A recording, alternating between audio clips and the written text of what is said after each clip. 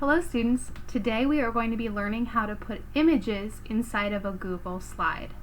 So what we want you to do first is to read the definition of the vocabulary word on the left, a small bubble of skin. And then on the right will be the vocabulary word, blister. Now I know that blister is a small bubble of skin. I've already put one picture in here for you so you can have an example.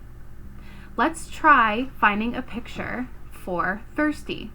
So feeling the need to drink something. That means thirsty.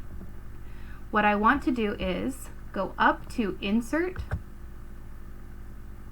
Image, search the web, and look up thirsty.